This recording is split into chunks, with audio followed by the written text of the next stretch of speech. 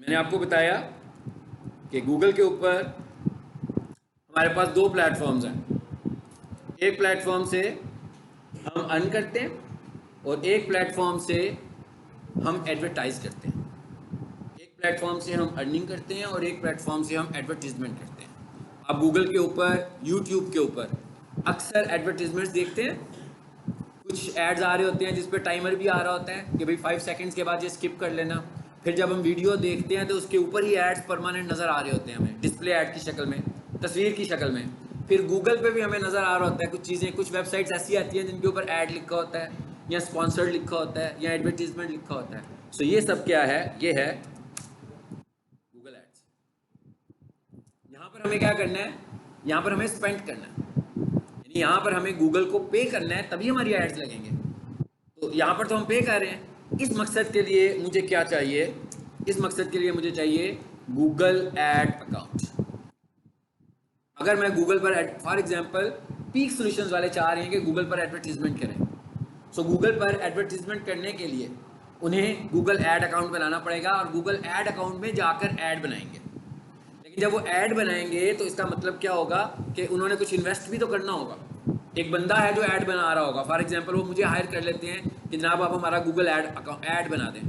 तो मैं जब उनका गूगल ऐड बनाऊंगा इसमें मैं चार्ज भी करूंगा, लेकिन वो जो चार्ज होगा वो मैं करूंगा, वो तो मेरे सर्विस चार्जेस होंगे सिर्फ।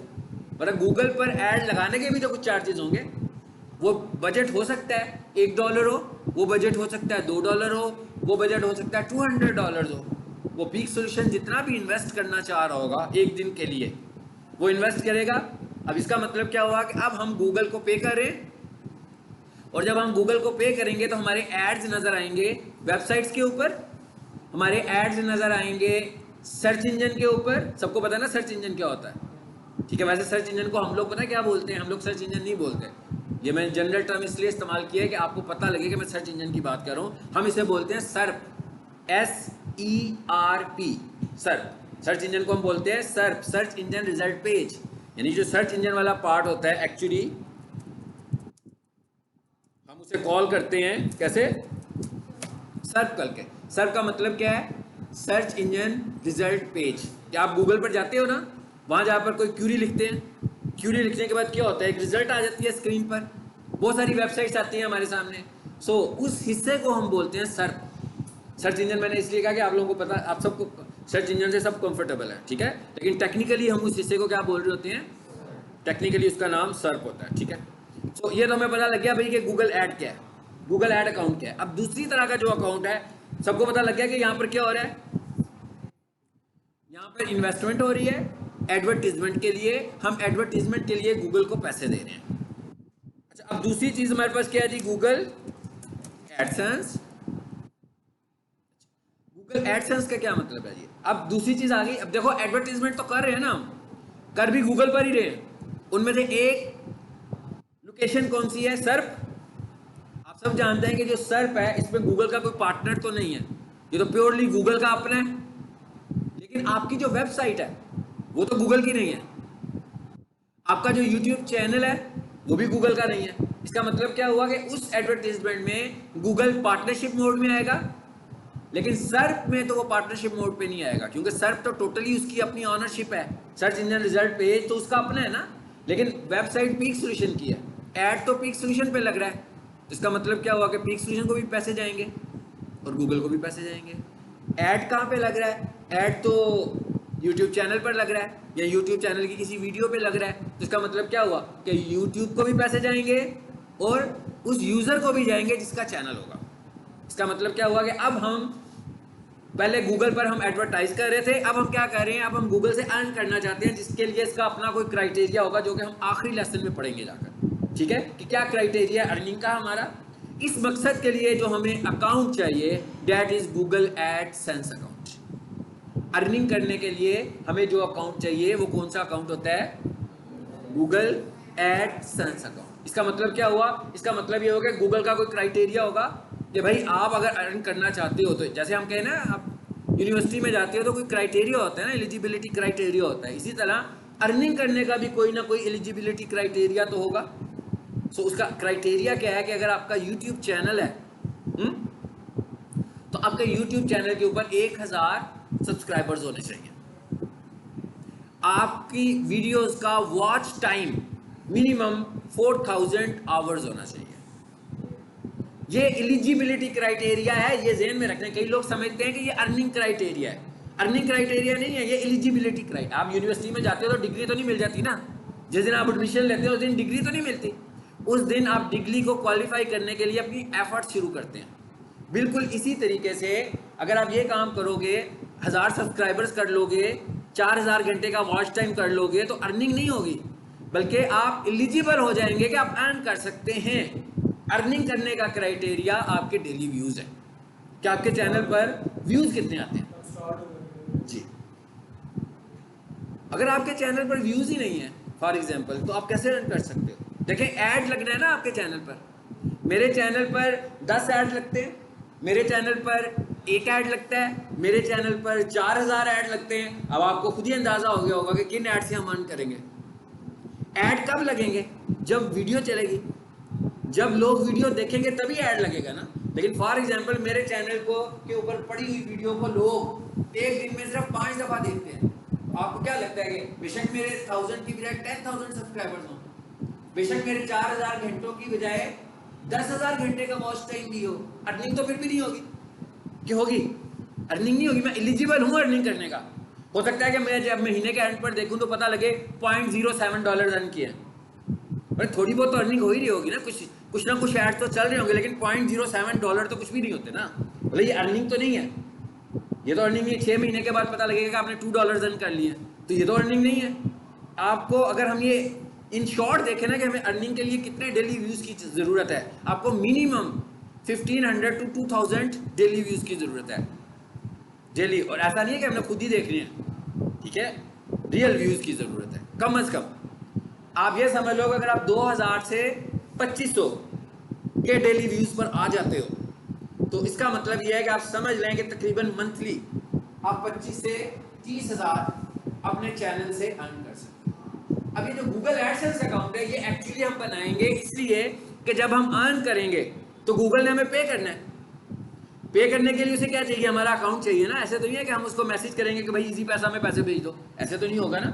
हम अपना एडसेंस अकाउंट बनाएंगे और एडसेंस अकाउंट में हम अपनी सारी अकाउंट इंफॉर्मेशन देंगे कि जनाब जब हमारी अर्निंग एलिजिबल हो जाए तो आपने पैसे इस जगह पे भेजने हैं।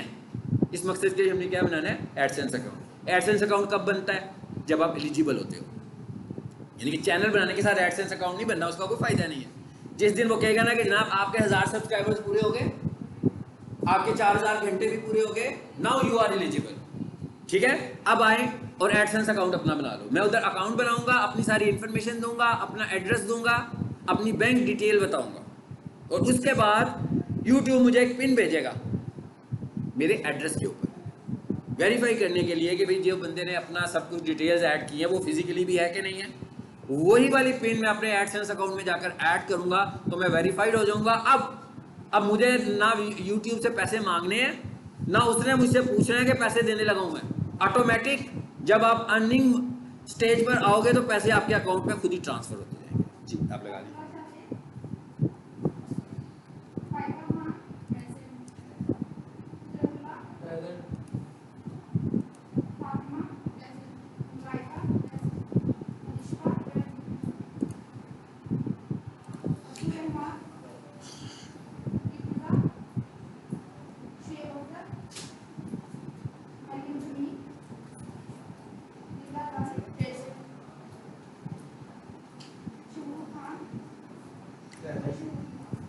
शहूद है ना?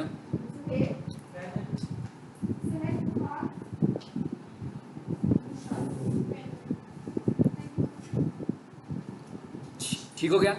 आई थिंक कि आपको एडसेंस अकाउंट और गूगल ऐड में फ़र्क पता लग गया होगा। इसका मतलब क्या होगा कि अगर हमारा चैनल मोनेटाइज हो जाता है तो हमें पैसे मिलने चाहिए। कब मिलने चाहिए? जब हमारे व्यूज़ ज़्यादा हों। अगर हमारे व्यूज़ हो 30, 40, 50 डेली के आ रहे हों, उसे हम अर्न नहीं करेंगे। अर्न हम कब करेंगे? जब मिनिमम 2000 व्यूज़ पे डेली पर चले जाएंगे, फिर हम अर्न करेंगे। तो जब हमें पैसे आने हैं वो हमारे किस अकाउंट से आने हैं? एडसेंस से आने हैं। और अगर मैं गूगल पर इश्तिहार चलाना चाहता हूँ, एडवर्टाइज करना चाहता हूँ, तो हम एडवर्टाइज कहाँ से करेंगे? गूगल ऐड से हम एडवर्टाइज करेंगे। गूगल ऐड भी हमारा मॉड्यूल है, ठीक है। हमारी डिजिटल मार्केटिंग में एक पूरा मॉड्यूल है कि हम एडवर्टीजमेंट कैसे करते हैं गूगल की मदद से। जो सर्च इंजन पर एड्स होती हैं कैसे आते हैं हम बनाएंगे, जो वेबसाइट्स पर ऐड होते हैं कैसे आते हैं हम बनाएंगे, जो यूट्यूब पर ऐड चलते हैं हम वो भी बनाएंगे, ठीक है। हम सारे एड्स बनाएंगे और ये हमारा अलहदा मॉड्यूल है गूगल एड्स का, ठीक है। चलें प्लीज़। ये चीज़ें तो हम करेंगे तो हमारी अर्निंग स्टार्ट होगी, लेकिन अगर ऑलरेडी बंदा ये सारी चीज़ें चला रहा है वो हमें किस तरह इस पर्पस के लिए यूज़ कर सकता है, वो हमें किस तरह अर्निंग के लिए यूज़ कर सकता है जिससे हमें फ़ायदा हो। यानी ये तो आप कह रहे हैं हम पहले अपने ऊपर एलिजिबल करें फिर हमारी अर्निंग स्टार्ट। आपके कहने का मतलब है कि एक बंदा एलिजिबल है, ठीक है, तो आप उसको सर्विसेज देना चाहते हैं, ओके बिल्कुल। देखिए मैं खुद सर्विसेज देता हूँ, मैंने अभी स्टार्स अकेडमी का चैनल खोला है, मैं इसको सर्विसेज देता हूँ।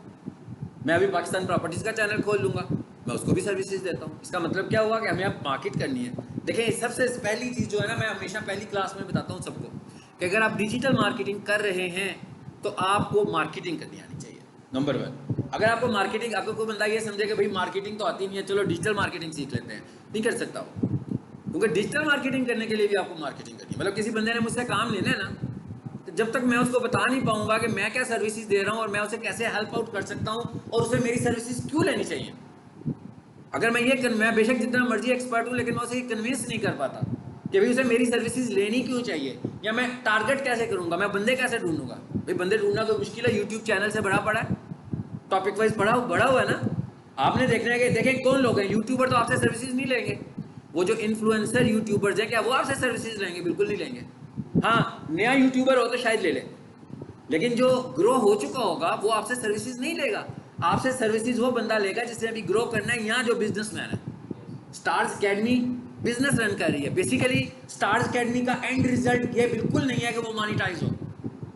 स्टार्स अकेडमी मोनिटाइज हो अच्छी बात है, पैरेलल ये सब कुछ चलता रहे, लेकिन उसका बेसिक थीम क्या है। जैसे मैं कहूँ स्टार्स पीक सॉल्यूशंस, अगर पीक सॉल्यूशन वाले अपने चैनल के ऊपर वर्किंग इस तरह की करें तो उनका मेन थीम क्या होगा। आपको क्या ख्याल है कि वो ये चाहते होंगे कि हमें महीने के 20,000 रुपये आ जाए, बिल्कुल नहीं चाहते होंगे। वो ये इस मकसद के लिए नहीं करते होंगे, वो इस मकसद के लिए करेंगे कि हमारी ऑडियंस बढ़े, हमारे स्टूडेंट्स की तादाद में इजाफा हो, जो हमारा मैसेज ऑफलाइन में नहीं जा रहा वो ज़्यादा लोगों तक जाए, ताकि हमारे स्टूडेंट्स के इनरोलमेंट्स बढ़ें, ये चाहते हैं वो। बिजनेसमैन तो यही चाहता है ना, अगर मेरा कोई रियल स्टेट का क्लाइंट है तो वो ये तो नहीं चाहता कि रियल स्टेट का क्लाइंट है जो वो एक प्रॉपर्टी 50 लाख की बेचता है, ठीक है ना, और एक प्रॉपर्टी 2 करोड़ की बेचता है, एक प्रॉपर्टी 3 करोड़ की बेचता है, तो आपको लगता है कि वो मोनिटाइज कराने के लिए चैनल बना रहा है। भाई मोनिटाइज है 20, 30, 40, 50,000 महीना कमाएगा सिर्फ, वो भी उसको कितनी मेहनत करनी है इस काम के लिए। हाँ अगर पैरेलल उससे पैसे आते हो फाइन, उसको क्लाइंट्स चाहिए, वो मुझे ये कहता है कि भाई मुझे क्यूरीज आनी चाहिए, मुझे लीड्स मिलनी चाहिए, लोगों के मुझे फ़ोन आने चाहिए कि अगर मैं एडवर्टाइज कर रहा हूँ इस प्रॉपर्टी को तो इसको ख़रीदार जो है या इन्वेस्टर जो है वो मुझे कॉल करें कि जनाब हम आपकी प्रॉपर्टी में इंटरेस्टेड है। तो इसका मतलब ये हुआ कि उसका पर्पस, तो इसका यानी ये 2 चीज़ें हो गई ना। एक वो लोग हैं जो चैनल मोनिटाइज करवाना चाहते हैं। आज भी मैं एक ऐड देख रहा था, किसी के यूट्यूब वीडियो देख रहा था, उसने किसी टॉपिक पे वीडियो बनाई थी और नीचे एक पट्टी लगाई हुई थी, पट्टी समझते हो ना जिसको मैं कह रहा हूँ, वो जो बॉर्डर सा बना होता है। हाँ उस पर लिखा हुआ था कि 24 घंटे के अंदर 1000 सब्सक्राइबर्स और 4000 घंटे वॉच टाइम पूरा करें, ठीक है। सो इसका क्या फ़ायदा है, तो फ़ायदा है इसका, जो बंदा आज चैनल बनाएगा और 1000 सब्सक्राइबर भी ले लेगा और आज ही के दिन में 4000 घंटे वॉच टाइम भी पूरा कर लेगा, पहली बात तो ये है कि वो ज़्यादा दिन चलेगा नहीं उसका, ठीक है। मे बी सब्सक्राइबर्स आधे हो जाए, आधे बच ही जाएँ बीच, लेकिन उसका वॉच टाइम है ना वो तो 1 मिनट में उड़ेगा, वॉच टाइम नहीं उसका बचने वाला। और जो चैनल ऐसे बनेगा वो यूट्यूब के लिए भी फेक चैनल होगा।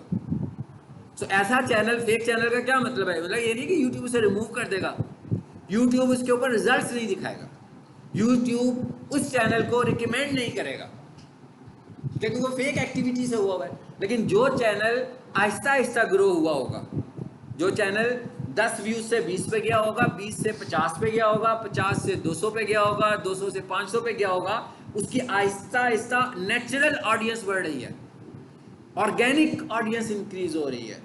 हमें ऑर्गेनिक ऑडियंस इंक्रीज करनी है, ठीक है। हमें इस तरह फेक मेथड यूज नहीं करना। अगर कोई बंदा ये कहे कि भाई मैं, आप मुझे इतने पैसे दें और मुझसे इतने सब्सक्राइबर्स ले लें, आप उसे कहें हमें सब्सक्राइबर्स नहीं चाहिए, आप हमसे 15 दिनों का कॉन्ट्रैक्ट करें और मुसलसल 15 दिन मुझे आप 2000 व्यूज दें, मुसलसल 15 दिन कोई भी आपको 2000 व्यूज नहीं दे पाएगा। ये डील आपके काम की है। मैं कि ये डील आपके काम की, इसका मतलब क्या होगा, 16वें दिन आप एक एवरेज पर आ जाओगे 1000-1400 की। अब आप उसको सस्टेन कर सकते हो ना, लेकिन ऐसा होगा नहीं, वो ऐसा नहीं करेगा। और अगर आप उसे कहोगे कि भाई मेरे सब्सक्राइबर चाहिए पाकिस्तान से, ऐसा भी नहीं करेगा। वो सब्सक्राइबर इधर उधर से उठाएगा। कोई सब्सक्राइबर जर्मनी का होगा, कोई रूस का होगा, कोई इंडिया का होगा, कोई पाकिस्तान का होगा, मुख्तलिफ कंट्रीज के सब्सक्राइबर्स होंगे जो इसी काम के लिए बैठे हुए हैं, सिर्फ सब्सक्राइब करने के लिए ही बैठे हुए हैं। वो सब्सक्राइब करके ही अर्न करने लगे हुए हैं। तो इसका मतलब क्या हुआ, वो हमारी ऑडियंस ही नहीं है। वो तो हमारे चैनल पर रिएक्ट नहीं करेगी कभी भी। जब हम अपने चैनल को रन कर रहे होंगे, मैं कोई नई चीज़ लेकर आऊँगा तो उसके ऊपर तो वो लोग रिएक्ट ही नहीं करेंगे। चलिए आप सेटिंग्स में आ जाए वापस। ठीक हो गया जी, यहाँ तक क्लियर है सब? यहाँ तक नहीं, एक ही अर्निंग है, एक ही अर्निंग है। लेकिन उसने कहा था ना कि 1000 सब्सक्राइबर्स कर लो और 4000 घंटे वॉच टाइम कर लो, फिर आप एलिजिबल हो गए। यूनिवर्सिटी ने कहा था ना भाई ग्रेजुएशन करके आ जाओ तो मास्टर की डिग्री में दाखिला ले लो, है ना। ये तो नहीं कहा उसने कि डिग्री ले लो, दाखिला लेना है। अभी आपने दाखिला ले लिया यूट्यूब में। अब आपने पढ़ना है वहाँ पर, अच्छा सा पढ़ेंगे तो रिजल्ट आएगा, अच्छे अच्छे व्यूज़ लाएंगे, रेगुलर व्यूज़ लाएंगे। अगर आप रेगुलर व्यूज़ लाएंगे तो कोई बात नहीं है, 2000 व्यूज़ नहीं होते हैं, 500 व्यूज़ भी होंगे तो आपको कुछ हलचल नज़र आ रही होगी कि कुछ हो रहा है। अब मैं 500 को बढ़ाऊँ 800 पे लेकर जाऊँ, 800 को बढ़ाऊँ 1000 पे लेकर जाऊँ। इसका मतलब क्या हुआ कि अगर आप 2 वीडियोज़ के साथ 1000 पर चले जाते हो तो आपको ये एफर्ट करनी है कि भाई मुझे अब वीडियोज़ को 3 कर लेना चाहिए। लेकिन इसका मतलब ये नहीं कि 3 वीडियोज़ ऐसे ही बस, कि सिर्फ नंबर ऑफ वीडियो से नहीं काम चल रहा, इंटरेस्टिंग कंटेंट से। यानी अगर आपकी 2 वीडियोस को लोग डेली व्यूज 1000 दे रहे हैं, एवरेज कर लिया हम 500 के हिसाब से आ रहे हैं आपके पास, तो आपकी तीसरी वीडियोस पे भी 500 व्यू बनने चाहिए। लेकिन अगर आप सिर्फ नंबर ऑफ वीडियोस के ऊपर बात कर रहे होंगे, ऐसे नहीं है, इसका तो मतलब होना 3 की बजाय हम 15 कर लेते हैं। लेकिन उसमें कंटेंट ही इंटरेस्टिंग नहीं है, उसको कितने व्यूज मिल जाएंगे? हाँ, ये हो सकता है जैसे भी मैं 1 घंटे का लेक्चर दे रहा हूँ, ठीक है, तो मैं क्या करता हूँ, अपने इस घंटे के लेक्चर को जब मैं लाइव करूँ ना, पब्लिक भी करूँ, इसकी एसईओ भी करूँ, सब कुछ करने के बाद जब मैं इसको लाइव करूँ तो मैं हर वीडियो की जो लेंथ है वो 7 मिनट की कर दूँ। ठीक है, इस वक्त सपोज करते हैं कि आप यूट्यूब की ऑडियंस हो मेरी सारी, ठीक है, तो मैं कहता हूँ भाई ये 20 लोग हैं जिन्होंने मेरी वीडियो देखनी है। अगर मैंने घंटे की वीडियो लगाई तो वंस देखेंगे 20 व्यूज़ आएंगे ना मुझे। और अगर मैंने उसको 10-10 मिनट की क्लिप्स बना दिए तो 20 को मैं मल्टीप्लाई कर दूंगा 20 के साथ, यानी कि वो 20 के 20 लोग हर वीडियो का पार्ट तो देखेंगे तो मुझे व्यूज़ बढ़ जाएंगे। ये लॉजिकल है, मतलब मैं क्या, ये लॉजिकल तरीका है, ये कोई फेक मेथड नहीं है, ये कोई फेक मेथड नहीं है। वैसे भी लोग ज़्यादा कंफर्टेबल होते हैं छोटे क्लिप्स देखने में। अगर आप लेंथी 1 घंटे की कोई चीज़ शो करोगे तो व्यूअर वैसे ही नहीं देखेगा, और फिर आपको 1 घंटे का अट्रैक्टिव थंबनेल बनाने में बड़ी दिक्कत होगी ना। लेकिन अगर आपको 10-10 मिनट के थंबनेल्स बनाने हो तो आपके पास तो इतने सारे टॉपिक्स आ गए हैं। लेकिन अगर आपके पास 1 घंटे के 10 टॉपिक्स हैं, भाई उसे थंबनेल में कैसे एडजस्ट करोगे? न्यूज़पेपर तो नहीं बना सकते ना कि टेक्स्ट ही टेक्स्ट लिख दें, समझ में भी ना आए किसी को, देखने वाले को। लेकिन जब आपने उसे 10-10 मिनट का क्लिप बनाया होगा तो आप बहुत अट्रैक्टिव सा थंबनेल उस पर लगा सकते हैं। तो ये ट्रिक है, मैं कह ये ट्रिक है जिसको आप यूज़ कर सकते हो। ये नेचुरल ट्रिक है, ये ऑर्गेनिक है। चलिए आप जरा सेटिंग्स में आए, यहाँ पर थे हम लोग, ऐसे ही है। अच्छा, अब आ जाए जी चैनल पे। ये पार्ट देखा था हमने, ओके। सबसे पहले क्या आ रहा है जी, कंट्री ऑफ रेजिडेंस। यहां से आप बताओगे कि भाई किस कंट्री से आप बिलोंग कर रहे हो। यहां से आप बताएंगे कि आप किस कंट्री से बिलोंग कर रहे हैं। ये तो कोई सिंपल सी बात है, मतलब ये तो कोई मुश्किल बात नहीं है। हाँ, कंट्री सेलेक्ट कर लेंगे यहां से, ये बहुत इंपॉर्टेंट बात है। इससे पहले आप ये ध्यान में रखेंगे मैंने ऑप्शन कौन सा सिलेक्ट किया, चैनल, वीडियो नहीं, चैनल। ठीक है, इसका मतलब क्या हुआ कि अगर ये कीवर्ड लिखा हुआ है, थोड़ा सा मैं कोशिश करता हूँ कि बड़ा हो जाए। जी, क्या कह रहे हो आप?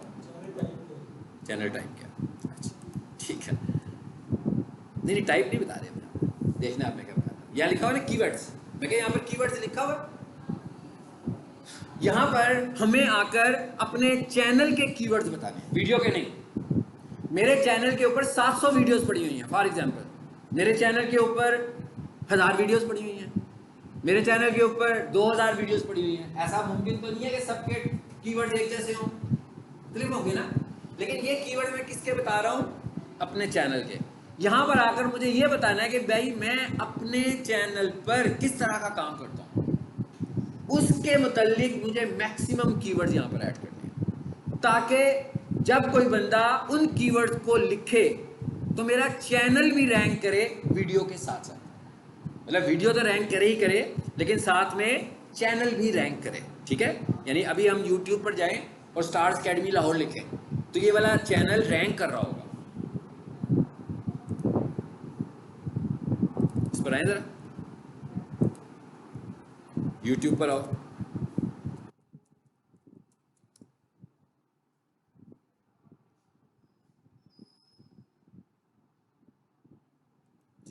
यहाँ पर आगे, यहाँ कर मैं लिखता हूँ स्टार्स अकेडमी लाहौर, ये है जी। अब आप देखें उसी चैनल का नाम आया सबसे ऊपर, पहले चैनल का नाम आया, सबसे ऊपर चैनल का नाम आया, उसके बाद क्या आई, वीडियो, ये भी इसी चैनल की है। फिर दूसरे नंबर पर वीडियो आई, ये भी उसी चैनल की है। तीसरे नंबर पर ऐड आ रहा है, भाई ये ऐड है, लिखा हुआ है स्पॉन्सर्ड, ये ऐड चल रहा है। ये ऑर्गेनिक रिजल्ट नहीं है, वो ऊपर वाले ऑर्गेनिक रिजल्ट है। ऑर्गेनिक का क्या मतलब है, नेचुरल। ऑर्गेनिक ऐड नहीं लगाया हमने, पैसे नहीं खर्चे हुए, ऑप्टिमाइजेशन की हुई है जो हम सीख रहे हैं, ऑप्टिमाइजेशन करके हम उसे रैंक कर रहे हैं। उसके बाद नीचे आ जाओ, अब एक और चैनल आया। पहले कितनी सारी चीजें एक ही चैनल की आई हैं, लेकिन पहले क्या आया, उसका चैनल, फिर उसकी वीडियोस, अब एक और चैनल आ गया उसका कंपटीटर चैनल, और अब उसके बाद उसकी वीडियोस आएंगी। ऐसे ही है, ये फिर वही चैनल आ गया वापस जो हमारा चैनल है। क्लियर। अब आपको पता लगा चैनल ऑप्टिमाइजेशन का पर्पस क्या है, कि हम वीडियो तो रैंक करें। अभी हम वीडियो को टारगेट ही नहीं किया, मैंने सिर्फ चैनल की बात की है। अब आ जाते हैं वापस,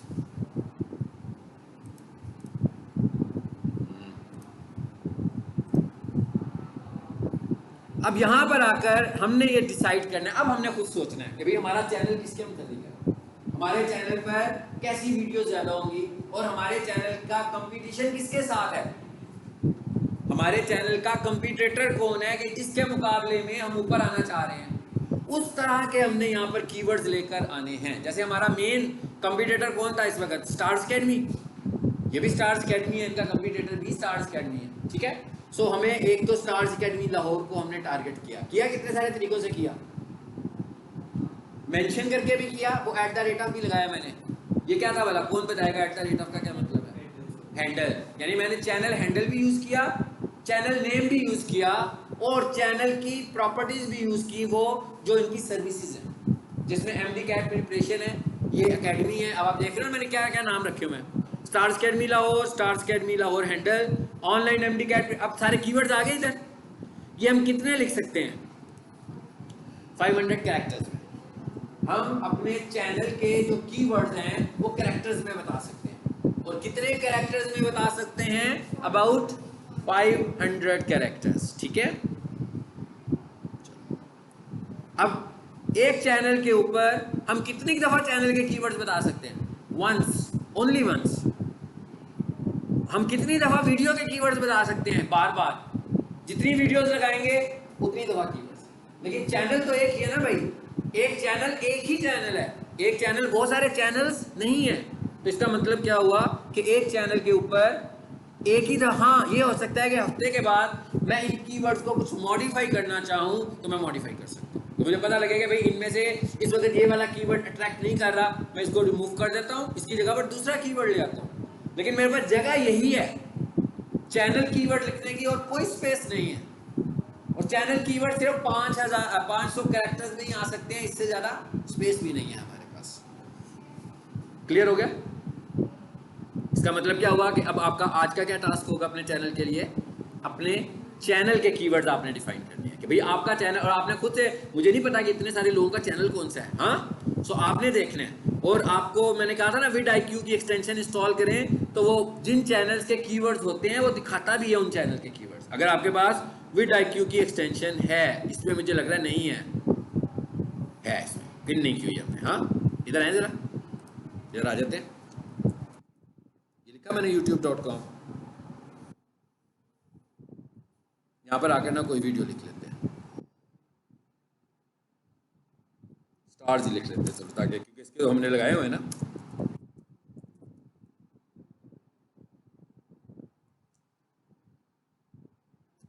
चलिए इस वीडियो को देख लें।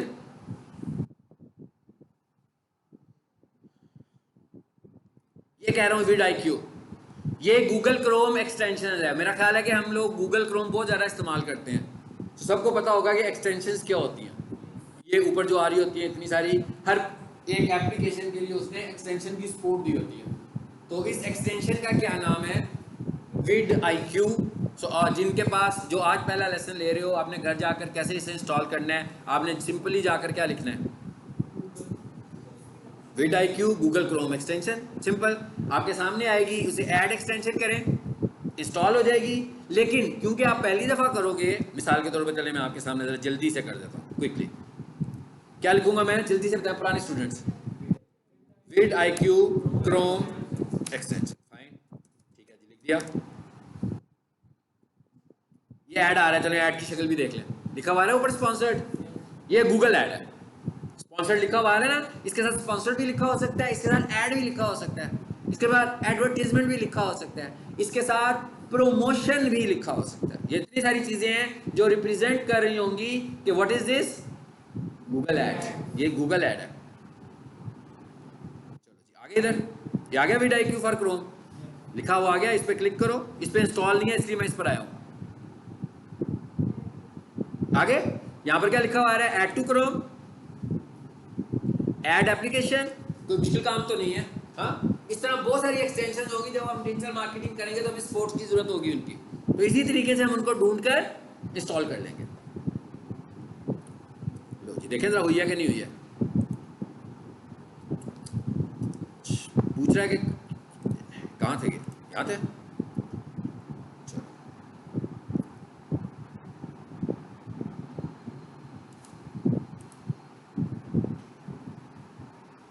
vidIQ फॉर क्रोम, क्यों नहीं की इसने इंस्टॉल?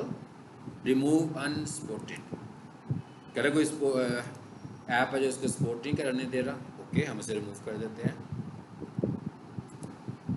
फिर हम लिख लेते हैं यार Chrome extension vidIQ for YouTube.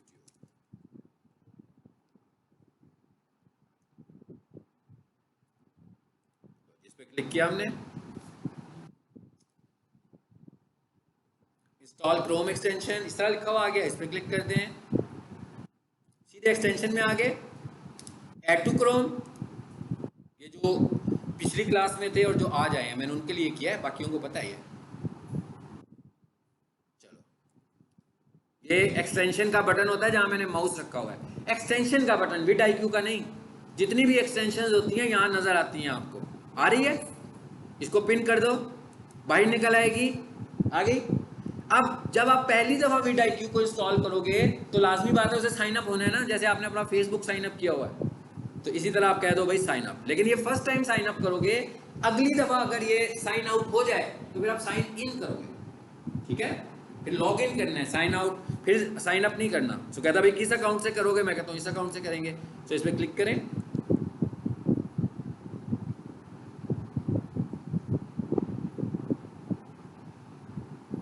चलें ये मुझे मैसेज नहीं आएगा। हाँ, ये किसी और मोबाइल पर जा रहा है, ठीक है, क्लाइंट का अकाउंट है बेसिकली। सो मेरा ख्याल है आप लोगों को क्लियर हो गया। उसके बाद ये ऐसे नज़र आएगी जैसे मैं अभी आपको दिखा भी रहा था, लाइक दिस, इस तरह नज़र आएगी। और जब आप सर्च करोगे, अब मैं यहाँ पर आ गया हूँ, मैं कुछ सर्च कर रहा था शायद, ये वीडियो देख लेते हैं। नीचे आए ज़रा, देखिए क्या आ रहा है, चैनल टैग्स। ये वो टैग हैं जो हम वहाँ पे सेट करके आए हैं। ये वो, इसका मतलब क्या हुआ कि अपने कॉम्पिटिटर्स के चैनल टैग्स अगर चेक करने होंगे, ठीक है, तो इस तरीके से हम उनके चैनल्स को देखकर vidIQ हमें हेल्प कर रही है। ये फ्री में एप्लीकेशन है, ठीक है, लेकिन ये एप्लीकेशन बड़ी है, ये सारी की सारी एप्लीकेशन फ्री नहीं होती है। मगर जितनी एप्लीकेशन की हमें ज़रूरत है उतनी एप्लीकेशन हमारे लिए फ्री है, हमें कोई टेंशन लेने की इसमें ज़रूरत नहीं है, ठीक है। तो यहाँ पर देख रहे हो काफ़ी कुछ हमें नज़र आना शुरू हो गया। अब आ जाते हैं वापस चैनल पे ताकि हम बात आगे लेकर चलें। ये वाला पार्ट हो गया कंप्लीट। दूसरे नंबर पर क्या लिखा हुआ आ रहा है, एडवांस सेटिंग। सबको पता लग रहा होगा क्या लिखा हुआ है भाई, क्या लिखा हुआ है? गूगल ऐड अकाउंट कौन सा होगा इसके साथ, ठीक है, ये लिखा हुआ है, ये वाला गूगल ऐड अकाउंट इसके साथ चल रहा है। अगर मैं इसको अनलिंक कर दूंगा, इसका क्या मतलब होगा कि मैं नहीं चलाना चाहता। तो जब आप गूगल ऐड पढ़ोगे तो आपको समझ में आ जाएगा भाई यूट्यूब भी तो चलती है, वीडियोस की ऐड आती है कि नहीं आती है? यूट्यूब के ऊपर वीडियोस की ऐड आती है जिसपे लिखा होता है कि 5 सेकंड में स्किप कर लो इसको। तो एक्चुअली इसका मतलब क्या हुआ, वो ऐड कहाँ से चल रही है, यूट्यूब चैनल से चल रही है। वो वाली ऐड हमारे यूट्यूब चैनल से चल रही है, तो उसको लिंक किया हुआ है ना साथ। किसको लिंक किया हुआ है? गूगल ऐड को किसके साथ लिंक किया हुआ है? यूट्यूब के साथ। क्यों भाई यूट्यूब पे ऐड चलाना है, ये कैसे लिंक होता है? इसमें कोई साइंस नहीं है। जब मैं गूगल ऐड में जाऊंगा और मैं वीडियो ऐड बनाऊंगा तो ऑटोमेटिक लिंक हो जाएगा। ओके, मेरा चैनल खुद ही लिंक हो जाएगा। और ये भी हमें समझ में आ गया कि अगर हम वीडियो ऐड एडवर्टाइज करना चाह रहे हैं तो इसका मतलब क्या हुआ कि हमारे चैनल पर वीडियोस होनी चाहिए। इसका यही मतलब है ना, अगर हमारे चैनल पर वीडियोस नहीं होंगी तो हम एडवर्टाइज नहीं कर सकते। चलो जी, ये लिंक की बात आ गई। आगे क्या लिखा हुआ है जी, फीचर एलिजिबिलिटी क्या लिखा हुआ है जी, स्टैंडर्ड फीचर इनेबल्ड। आगे क्या लिखा हुआ है, इंटरमीडिएट फीचर्स। आप जब इस ऑप्शन पर जाओगे तो ये इनेबल नहीं होगी, आपके चैनल पर ये वाली ऑप्शन अभी डिसेबल आ रही होगी। वजह क्या है कि भैया आपका चैनल नया है तो आपको सबसे पहले अपने चैनल को वेरीफाई करना है। तो नीचे लिखा हुआ है वेरीफाई करने का तरीका, सबको पता लग रहा होगा क्या है, क्या है? यहां पर तो हो चुका हुआ है ना, इसलिए वो ये कुछ कह नहीं रहा। आपने इस बटन पे क्लिक करना है तो आपसे वो आपका मोबाइल नंबर पूछेगा, आपने अपना मोबाइल नंबर बताना है, जिस नंबर को आपने चैनल के साथ अटैच करना है। उस नंबर पर एक कोड आएगा, वो वाला कोड आपने टाइप करना है तो आप वेरीफाई हो जाएंगे। जैसे ही आप वेरीफाई हो जाएंगे, इसका क्या मतलब, जैसे ही आप वेरीफाई हो जाएंगे इसका क्या मतलब कि एलिजिबल हो गए इस फीचर के लिए। मतलब ये कोई इतनी मुश्किल बात नहीं है, ठीक है। इस फीचर में है क्या ये देख लें जरा, वीडियो लॉन्गर देन 15 मिनट्स। इसका क्या मतलब हुआ कि आप इस ऑप्शन को अगर एक्टिवेट किए बगैर वीडियोस अपलोड करोगे तो 15 मिनट से बड़ी वीडियो अपलोड नहीं कर पाएंगे। दूसरे नंबर पर क्या लिखा हुआ है, कस्टम थंबनेल्स, कि भाई अगर आपको कस्टम थंबनेल्स बनाने हैं तो आप कस्टम थंबनेल्स भी नहीं बना सकते। यानी सिंपल सी बात है कि भाई थंबनेल नहीं लगा सकते, सिर्फ वीडियो ही लगा सकते हैं। वो भी कितनी बड़ी वीडियो, 15 मिनट से छोटी वीडियो। हाँ, 15 मिनट से बड़ी वीडियो आप इस पे नहीं लगा सकते, थंबनेल की लगाने की ऑप्शन ही नहीं है। तो इसका मतलब क्या हुआ कि भाई जब प्रैक्टिस करनी है तो पहले काम तो इसको वेरीफाई करने का करना है, ताकि ये ऑप्शन आपको, और लाइव स्ट्रीमिंग भी आप नहीं कर सकते। ये जो अगला फीचर है ना, ये ऑटोमेटिक एक्टिव होगा। कब होगा ये ऑटोमेटिक? उस वक्त एक्टिव होगा जब आप फ्रीक्वेंटली वीडियोस अपलोड करना शुरू हो जाएंगे। मतलब इसके लिए कोई चीज नहीं है स्वाय इसके कि वो आपको कह रहा है कि भाई वीडियोस अपलोड करो। वो ये कह रहा है कि ये वाला फीचर मैं खुद ही एक्टिवेट कर दूंगा, आप रेगुलर हो जाए यूट्यूब पर। बस अगर आप यूट्यूब पर रेगुलर होंगे तो मैं इसको भी एक्टिवेट कर दूंगा। रेगुलर वीडियो में, जैसे रेगुलर होने का मतलब ये नहीं कि रोजाना 10 करनी है भाई, ठीक है ना। मेरा क्लाइंट जो है वो रोजाना एक वीडियो अपलोड करता है, एक क्लाइंट रोजाना 2 वीडियो अपलोड करता है। ये तो हर किसी के अपने ऊपर डिपेंड करता है ना कि वो कितनी वीडियोस को रोजाना लेकर चलना चाहता है, ठीक है। तो वो रोजाना कर रहा है, आप यूट्यूब को लगे कि भैया आप रेगुलरली आते हो, बल्कि यूट्यूब ये कहता है कि उसको आपको अपनी एवरेज समझानी है, आपने उसको सब कुछ समझाना है। आपको ये भी समझाना है कि भाई आप मोस्टली वीडियोस किस टाइम पे लगाते हो, आपने उसी टाइम को फॉलो भी करना है।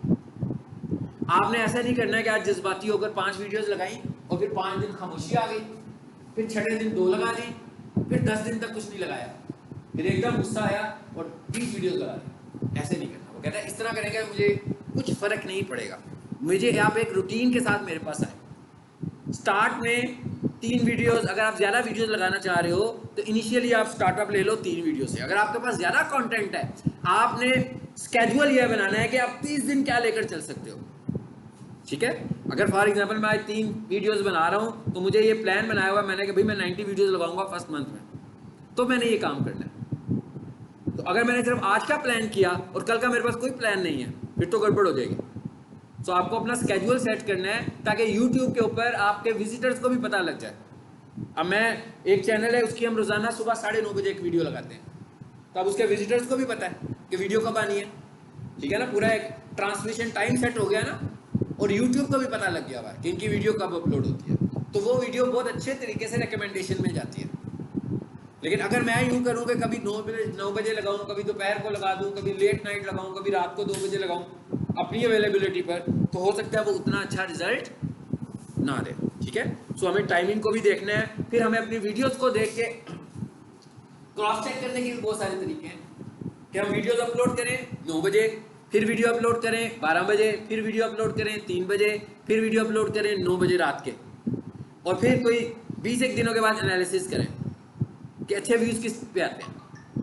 आपको फील होगा कि खासतौर पर अच्छे व्यूज़ फर्स्ट 48 आवर्स में या फर्स्ट 24 आवर्स में कि किस वीडियो के ऊपर ज़्यादा अच्छे व्यूज़ आने लगे हुए हैं। ठीक है, सो उससे हमें अंदाज़ा होगा कि अच्छा हॉट टाइम कौन सा है हमारे टॉपिक की वीडियोज़ के लिए।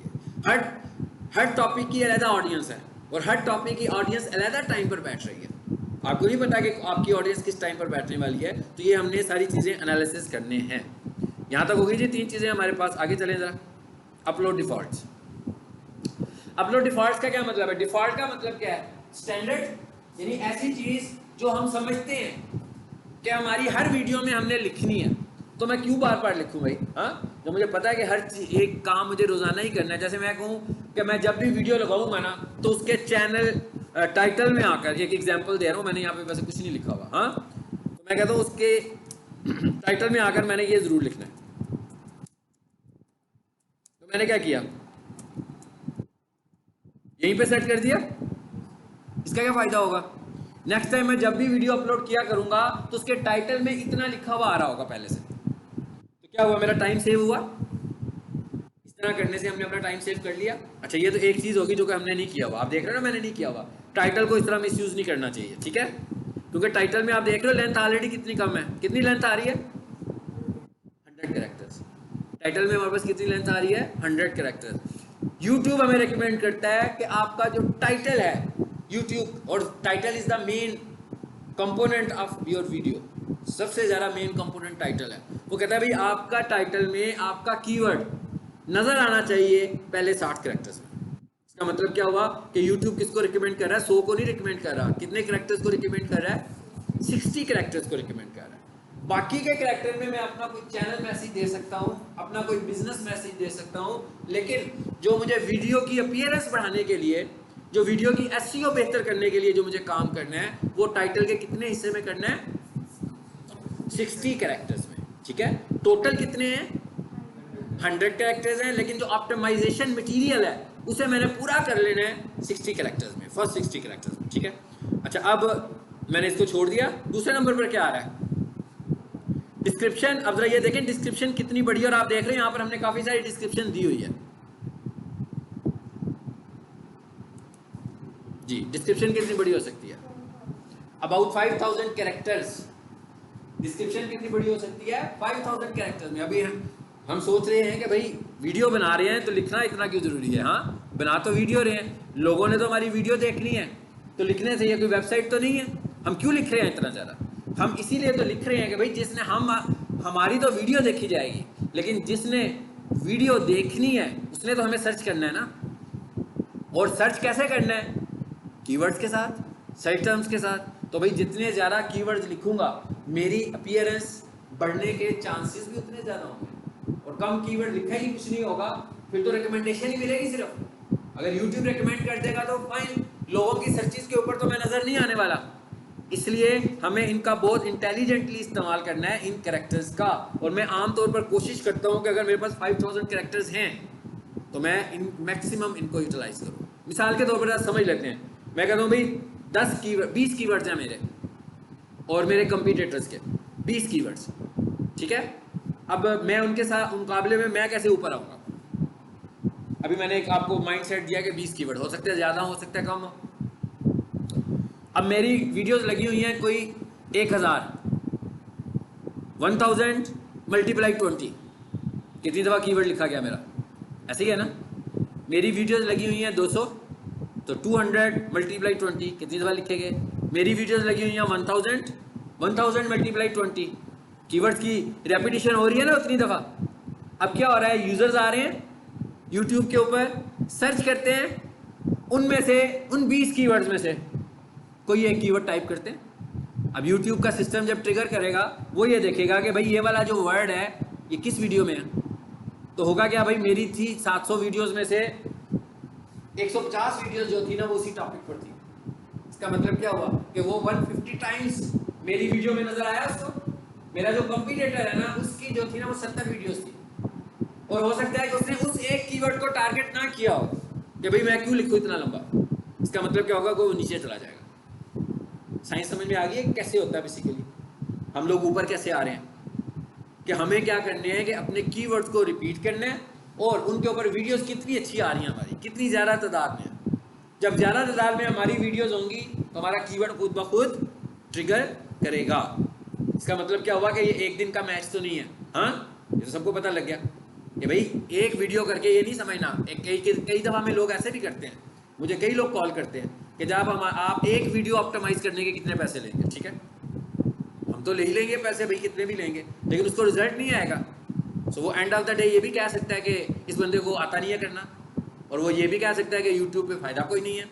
लेकिन एक वीडियो से आपको कुछ रिजल्ट नहीं मिला, क्योंकि एक वीडियो में आपकी एक वीडियो में कीवर्ड्स लगे हुए हैं, लोगों की तो बहुत सारी वीडियोज़ में वो कीवर्ड्स लगे हुए हैं। तो आप कैसे रैंक करोगे? एक वीडियो की बेस पर तो आप रैंक नहीं कर पाओगे।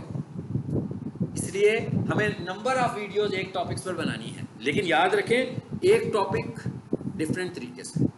ठीक है, एक ही टॉपिक को आपने एक ही तरीके से बोलोगे। जैसे मेरा एक क्लाइंट है, वो कारपेट वॉशिंग की सर्विसेज देता है। हाँ, अब वो रोजाना जाता है, लोग उसे बुलाते हैं भी आकर हमारा कारपेट वॉश कर दो, या मैट्रेस वॉश कर दो, या सोफा वॉश कर दो। अब उसकी जो वीडियो का कंटेंट है वो तो एक जैसा है। अब वो 10 वीडियोस बना ले या 10,000 वीडियोस बना ले, रिकमेंडेशन में तो नहीं जाएंगी, कुछ चली जाएंगी 2-3, बाकी की तो नहीं जाने वाली। बाकी का उसे रिजल्ट कब मिलेगा? जब लोग सर्च करेंगे। अगर लोग सर्च करेंगे तो उसकी वीडियो ऊपर आएगी, अगर एसईओ हुई होगी, लेकिन रिकमेंडेशन में नहीं जाएगी। रिकमेंडेशन में क्यों नहीं जाएगी? क्योंकि उसका टॉपिक एक ही तो टॉपिक है जो रिपीट होता जा रहा है बार बार, और एक ही तरीका है भाई। एक ही उसके पास लेबर है, एक ही उसके पास मशीन है, एक ही तरह का सोफा होता है, एक ही तरह का उसमें से पानी निकल रहा होता है, सर्फ लगाकर दिखा रहे होते हैं, फिर साफ करके दिखा देते हैं। अगली वीडियो में भी उसने यही दिखाना है, उससे अगली वीडियो में भी उसने यही दिखाना है। अब यूट्यूब बार बार ये वीडियो किसी को रिकमेंड तो नहीं करेगा ना, एक ही जैसी वीडियो है। यूट्यूब ने वीडियो वो रिकमेंड करनी है लोगों को जो नई वीडियो, जिसका करने का अंदाज थोड़ा, हाँ ये हो सकता है कि वो वीलॉग की तरह वीडियो किया करे, किसी जगह पर जाए और बता दे कि ना मैं इस वक्त इधर आया हूँ। ठीक है, थोड़ा सा उसका इंट्रोडक्शन देना शुरू कर दे और फिर आगे अपने वो वाली वीडियो दिखा दे। फिर तो चेंज हो गया ना, टॉपिक भी चेंज कर ले उसका, और दिखाए बेशक अपना काम ही अंदर से। जैसे मैं आपको पढ़ा रहा हूँ तो यहाँ पर इंटरनेट चल रहा है। ठीक है, सो इंटरनेट चलाने के लिए हमने केबल यूज़ की हुई है, केबल के साथ कोई ना कोई इंटरनेट डिवाइस भी लगी होगी। फॉर एग्जांपल मैं इंटरनेट डिवाइस की मार्केटिंग करने जा रहा हूँ, तो मैं पढ़ा तो डिजिटल मार्केटिंग का लेक्चर रहा हूँ। सो एंड पे कहूँ कि भाई बहुत अच्छा इंटरनेट चल रहा था, ये इस डिवाइस की वजह से चल रहा था। तो अभी एक डिफरेंट चीज़ हो गई ना, मार्केटिंग किसकी की हमने? इंटरनेट डिवाइस की। लेक्चर किसका दिया मैंने? डिजिटल मार्केटिंग का। ठीक है, सो अब जिसने इंटरनेट डिवाइस लेनी होगी उसको भी अट्रैक्ट करेगा मेरा मैसेज, और जिसने डिजिटल मार्केटिंग सीखनी होगी उसको भी अट्रैक्ट करेगा मेरा मैसेज। ठीक है, ऐसे मैंने बहुत सारे लेसन देखे हैं, खासतौर पर नेटवर्किंग की फील्ड में बहुत सारे देखे हैं कि जो नेटवर्किंग हो रही होती है, जो CCNA होती है, उसमें स्विचेस होते हैं, राउटर्स होते हैं। वो राउटर्स की सेल करने के लिए वो CCNA के छोटे छोटे लेक्चर क्लिप्स बनाते हैं, और साथ ही उन्होंने अपनी सारी डिवाइसेज लगाई होती हैं, और साथ वो दिखा रहे होते हैं, साथ साथ वो ट्रेनिंग दे रहे होते हैं। तो एक्चुअली उनका टास्क क्या होता है? वो बीच में ये बताते हैं भाई ये डिवाइसेज बहुत अच्छी हैं, और क्योंकि वो पढ़ाते हुए दिखा भी रहते हैं सब कुछ, तो देखने वाले को भी पता लगता है कि भाई ये तो कहीं हैंग नहीं हुआ, कुछ भी सब कुछ ठीक चलने लगा हुआ है। तो मुझे अगर कभी नेटवर्क डिवाइस लेनी होगी तो मैं इस डिवाइस को कंसीडर करूँगा। ठीक है, अच्छा अब इधर आ जाते हैं जी। ये क्या हो गया था हमारा पार्ट? कौन सा पार्ट था? अब डिस्क्रिप्शन के पार्ट में अब आपको ये भी समझ में आ गया कि कुछ चीज़ें ऐसी हो सकती हैं। अब चैनल की डिस्क्रिप्शन में क्या होना चाहिए, इसको जरा हम जरा जल्दी से देख लेते हैं कि चैनल की डिस्क्रिप्शन में होना क्या चाहिए। भाई 5000 कैरेक्टर्स हैं, बहुत सारी स्पेस है। चैनल की डिस्क्रिप्शन का जो पहला पार्ट हो उसमें आपने कवर करना है, उसके पहले पैराग्राफ में या पहले बुलेट में आपने कवर करना है अपना प्राइमरी कीवर्ड। उसमें आपने कवर करना है अपना प्राइमरी कीवर्ड पहले पार्ट में, और अगर आपने पैराग्राफ की शक्ल में लिखा तो आपने पहले सेंटेंस में उसको ले आना। ठीक है, उसके बाद अबाउट चैनल का एक सेक्शन होना चाहिए, ताकि जो बंदा इस वीडियो को देखे उसको ये भी पता लग जाएगा कि ये चैनल किस चीज़ के मुतालिक है। अब ये जो अबाउट चैनल वाला पार्ट है ये तो एक ही होगा, ये तो चेंज तो नहीं होने वाला ना। अगर मेरे पास 10,000 वीडियोस भी होंगी मेरे चैनल की, तो उसका अबाउट सेक्शन चेंज होगा? नहीं होगा। मतलब पीक सॉल्यूशन वाले जितने मर्जी कोर्सेज कर लें, अबाउट पीक सॉल्यूशन तो सेम ही रहेगा ना, अबाउट पीक सॉल्यूशन चेंज नहीं होने वाला। सो हम क्या कहते हैं कि भाई ये वाला मैसेज तो सेम है, क्यों हम बार बार टाइप करें, हर दफा टाइप करना पड़ा करेगा। तो हम कहते हैं इसको आकर यहाँ पर डिफॉल्ट में ऐड कर देते हैं। अच्छा, उसके बाद दूसरा पार्ट क्या हो सकता है, कॉन्टेक्ट अस वाला। देखिए जरा, दिखाता हूँ मैं आपको यहाँ पे ये वाला। अब ये जो कॉन्टेक्ट अस वाला पार्ट है कि भाई किसी को अगर मेरी वीडियो अच्छी लगती है और वो मुझसे कुछ परचेज करना चाहता है, तो लाजमी तौर पर उसे मुझसे कॉन्टेक्ट करना है, उसे मुझसे रब्ता करना है। तो मैंने कहा भाई ये वाला हिस्सा भी हम यहाँ पर दे देते हैं। अब ये वाला पार्ट भी मेरा चेंज तो नहीं हो रहा, सब वीडियोस के लिए सेम है। तो इसका मतलब क्या हुआ कि ये वाला पार्ट भी मैं यहाँ पर दे सकता हूँ। उसके बाद मेरे जो सोशल सिग्नल्स हैं, फेसबुक है, इंस्टाग्राम है, ट्विटर है, एक्स जिसको हम बोलते हैं, और भी बहुत सारे ऐप्स हैं, तो मैं कहता हूँ कि भाई वो भी मेरे सेम है, वो चेंज तो नहीं होने बाद में। तो मैं कहता हूँ उनको भी मैं इधर किया। अब मेरा कितना सारा काम जो है वो रेडीमेड मिल जाएगा मुझे, हर नई वीडियो के ऊपर मुझे ये कुछ लिखने की जरूरत नहीं है। अच्छा, कुछ मैं कहता हूँ, ये देखें ये सारी चीजें यहाँ पे आ रही हैं। अब जैसे इनका है यहाँ पर क्या लिखा हुआ, ये देखें, download stars academy e learning app.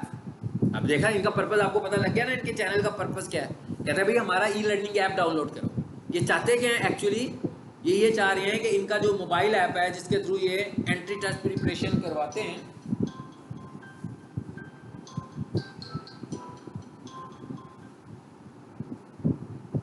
जिससे ये एंट्री टेस्ट प्रिपरेशन करवाते हैं, ठीक है, वो वाला जो ऐप है उसकी इंस्टॉलेशंस बढ़ें, ये चाह रहे हैं।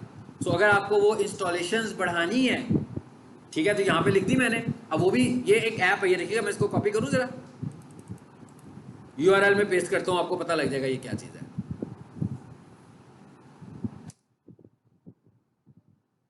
ऐप में आए ना सीधा सीधा, तो वो चाहते क्या है कि कोई बंदा हमारी डिस्क्रिप्शन पर आए, इस पर क्लिक करे और हमारे मोबाइल ऐप को इंस्टॉल कर ले। तो ये उनका रिजल्ट, ये चाह रहे हैं वो एक्चुअली, उनको अर्निंग नहीं करनी है अपने चैनल से, उनको ज़्यादा से ज़्यादा लोगों को रजिस्टर करवाना है, उन्हें ज़्यादा से ज़्यादा लोगों को अपने चैनल के ऊपर रजिस्टर करवाना है, ठीक है।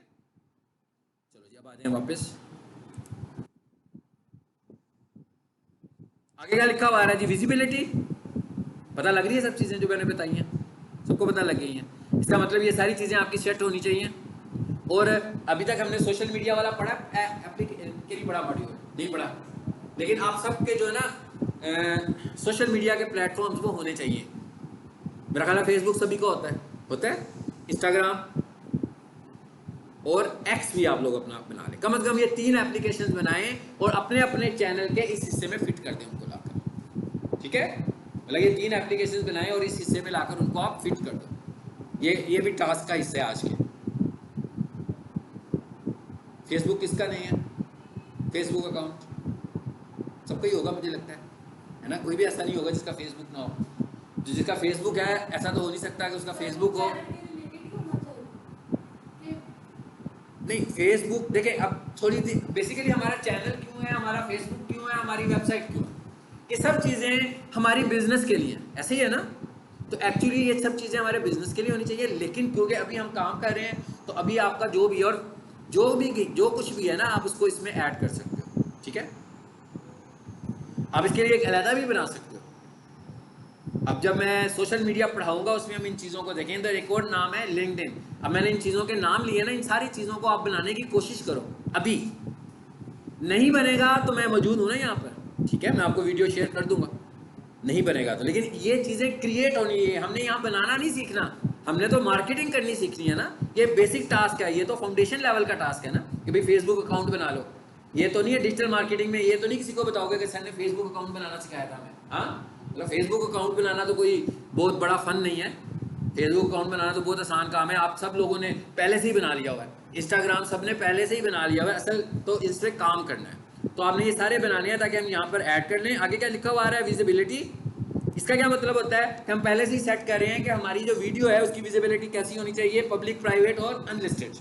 जब हमने अपनी वीडियो को लाइव करना होता है कि भाई लोग देख लें तो हम उसे पब्लिक करते हैं। जब मैं चाहता हूँ, जैसे मेरे लेक्चर्स होते हैं वो सारे के सारे लेक्चर्स अनलिस्टेड होते हैं, जो मैं आपकी रिकॉर्डिंग्स कर रहा हूँ, ठीक है।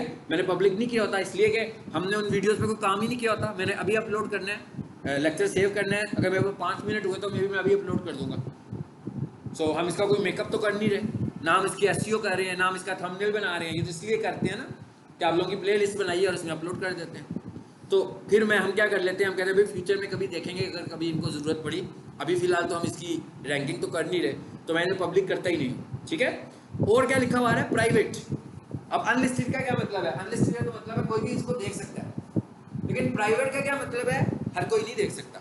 जैसे मैं ये कहूँ ना कि भाई मेरे वीडियोस को आप क्लास के स्टूडेंट्स के अलावा कोई ना देख सके, तो मैं इसे कर दूंगा प्राइवेट, और फिर मैं आप सबके ईमेल ऐड कर दूंगा इसमें। इसका मतलब क्या होगा कि जब भी कोई बंदा इस वीडियो पर जाएगा तो वो वही देख सकेगा जिसका ईमेल मैंने ऐड किया होगा, बाकियों को इसका एक्सेस नहीं होगा। सो ये एक प्राइवेट हो गया, ठीक है। उसके बाद आगे क्या आ गया जी? टैग्स। ये क्या है? ये वीडियो के टैग्स की बात हो रही है। अब पहले कौन से टैग्स की बात हो रही थी? देखिए अपलोड डिफॉल्ट्स में आए तो वीडियो के टैग्स हैं, चैनल में रहे तो चैनल के टैग्स, ठीक है। सो हम अपलोड डिफॉल्ट्स में हैं। अब इसको हमने देख रहे खाली छोड़ा हुआ है, खाली छोड़ा हुआ है ना। हो सकता है ऐसे कि 2-4 कीवर्ड्स ऐसे हों जो हम रखना चाहते हो, लेकिन इसमें हम ज़्यादा नहीं रखते, क्योंकि अगर हम सारे कीवर्ड्स यहाँ पहले से ही डाल देंगे तो हमारी वीडियो की रिकमेंडेशन में जाने के तो चांसेस बहुत कम हो जाएंगे। मतलब सब कुछ पहले से डिसाइडेड है, ऐसे नहीं होना चाहिए। हमें नया नया कंटेंट लेकर जाना है, इसलिए हमने इसको यूज़ नहीं किया हुआ। हाँ, मैं इसमें यूज़ कर सकता हूँ। क्या यूज़ कर सकता हूँ? Stars academy, stars academy Lahore. मैं कहता हूँ भाई हर वीडियो में मुझे ये लगाना ही लगाना है, तो मैं यहाँ पर ये लिख लेता हूँ, तो ये मैं लिख सकता हूँ।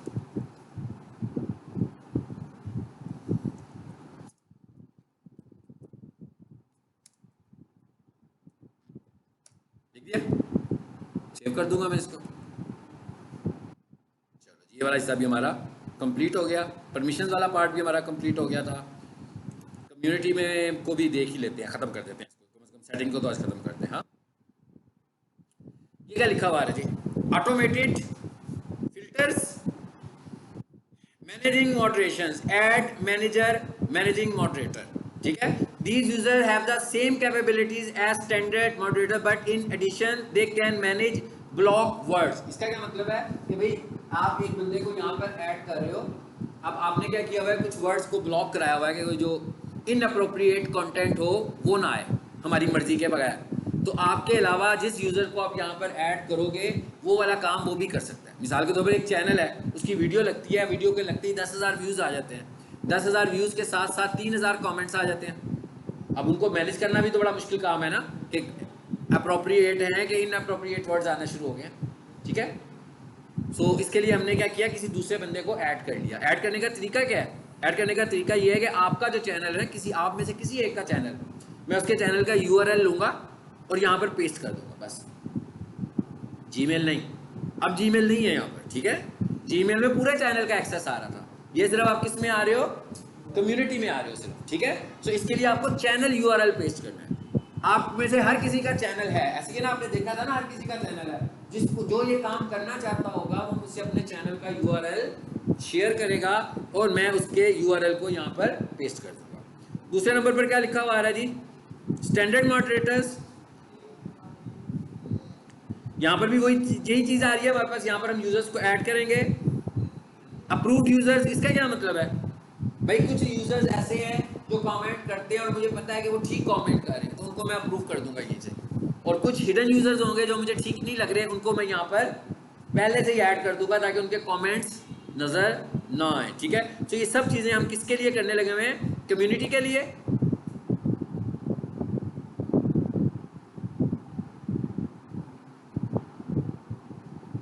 ये क्या लिखा हुआ हमने? Block words. इसका क्या मतलब हुआ? इसका ये मतलब हुआ कि कुछ वर्ड्स ऐसे हैं जो मुझे लग रहा है कि लोगों ने करना शुरू कर दिए हैं, तो मैंने खुद से उन वर्ड्स को यहाँ पर ऐड कर दिया। तो मैंने कहा भाई ये वर्ड्स जो है ना, ये इनअप्रोप्रिएट वर्ड्स हैं, अगर कोई ये वाले वर्ड्स लिखेगा तो उसको ब्लॉक कर दो, तो वो वर्ड्स आएंगे ही नहीं हमारी उसमें, ठीक है। तो ये हम कर क्या रहे हैं? सिर्फ अपनी कम्युनिटी को क्लीन कर रहे हैं। आगे क्या लिखा हुआ आ रहा है? Allow all comments. सबको समझ में आ रहा है कि कमेंट्स को कैसे मैनेज करना है?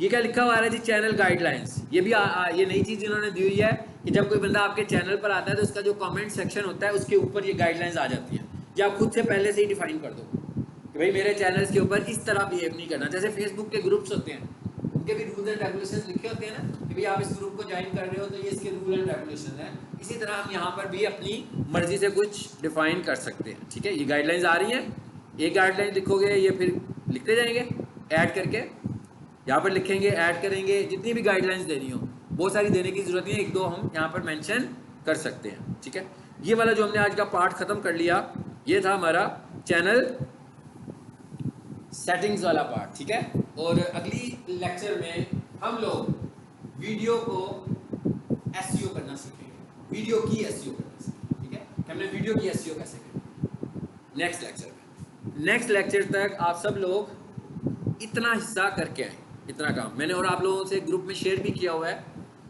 क्या शेयर किया हुआ है? एक थंबनेल की वीडियो की थी और एक फिल्मोरा की वीडियो की थी। वो वीडियो देखी है आप लोगों ने कि नहीं देखी है? तो क्योंकि वो ज़रूरी है। फिल्मोरा का एप्लीकेशन शेयर किया आपसे कि नहीं किया मैंने? चलो आज मैं आपसे फिल्मोरा का एप्लीकेशन भी शेयर कर दूंगा और स्नैगिट भी शेयर कर दूंगा। ठीक है,